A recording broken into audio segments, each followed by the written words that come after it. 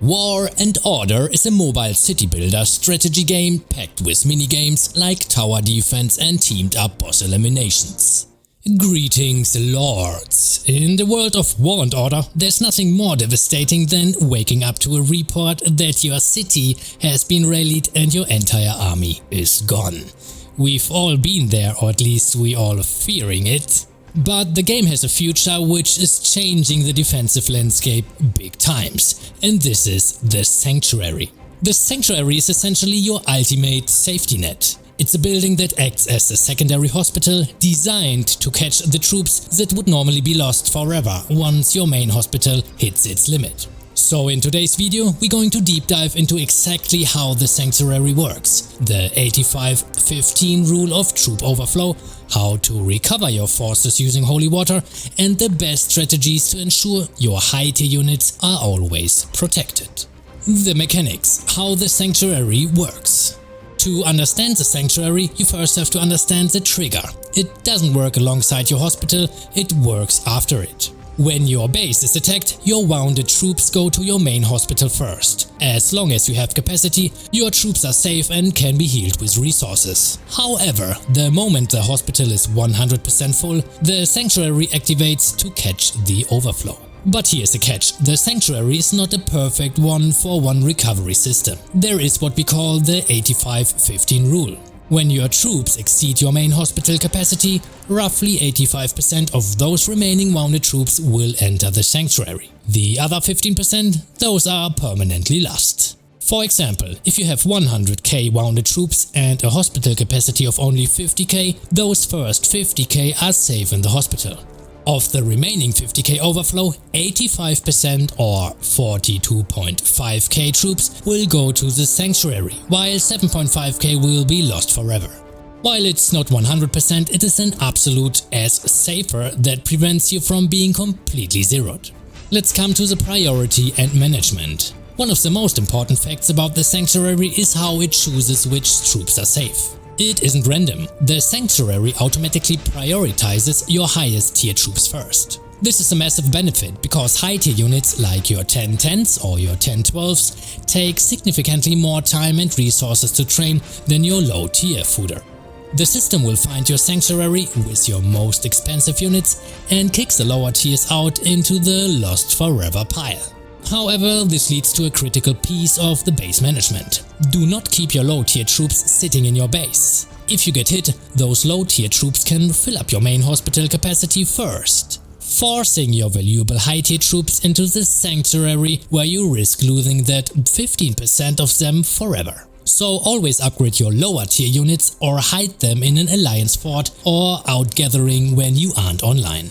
This ensures your hospital capacity is reserved for the units that actually matter. Capacity and holy water recovery. So where do you find your Sanctuary? Well, it's located right here with your hospital building. Its capacity is directly tied to your hospital's level. For instance, a level 34 hospital might provide a Sanctuary capacity of roughly 369k troops. Healing troops in the Sanctuary is also different. You don't use wood or food, you use holy water. Holy water accumulates passively over time, and the rate of accumulation, how much you get per hour, is also determined by your hospital level. If you want to speed up the recovery process, the game offers holy water quests. These quests only become available when you actually have troops sitting in the Sanctuary. And by completing these tasks, you can earn extra holy water and potentially recover around 100k troops in a single day, depending on your level. Just remember, you don't have to do the quests. Passive generating will eventually get them all back. It just takes much more time. Boosting your capacity, hospital and medic tents. Since the Sanctuary depends on your hospital, upgrading your medical infrastructure is the best way to strengthen your safety net. Every level you add to your main hospital increases your capacity by 1k and your Sanctuary capacity by roughly 3 to 5k. But the real secret to a massive wounded limit is a medic tent. You can build up to 8 medic tents in your base. Each time you upgrade a single tent, you gain an additional 500 hospital capacity. If you focus on maxing all 8, you can reach a massive total wounded limit that prevents your troops from ever needing the sanctuary in the first place. Beyond buildings, you should also take a look at your equipment and artifacts. Items like the Traitor's Kiss weapon, the Occult helmet or the Blood ring at level 25 provide significant wounded limit boosts, which I by the way made my last video about. Additionally, artifacts like Draconite can offer HP and defensive boosts that help your frontline survive longer in the first place. Strategic interactions, Valhalla and Wounded Conversion.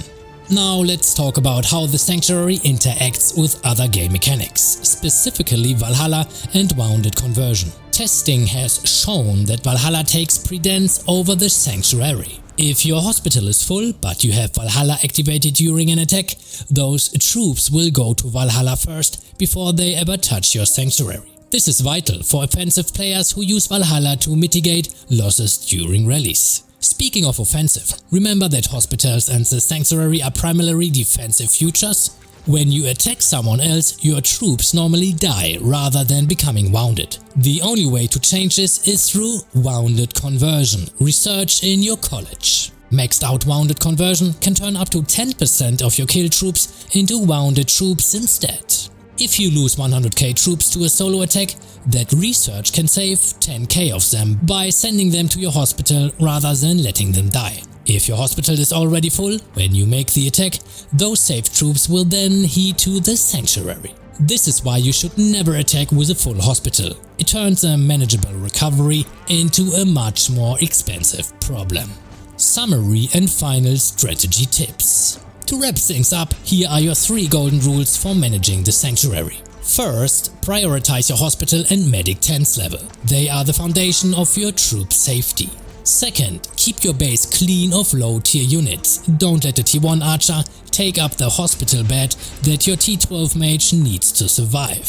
Third, always heal your wounded immediately. If you only have a few thousand troops in the hospital, empty those beds. If a massive rally hits you while your hospital is already partially full, you're pushing your troops into the sanctuary and towards that 50% permanent loss much sooner than necessary. The sanctuary isn't just a building, it's a game changer that keeps you in the fight even after massive defeats. And there you go, I highly advise to make use of the sanctuary.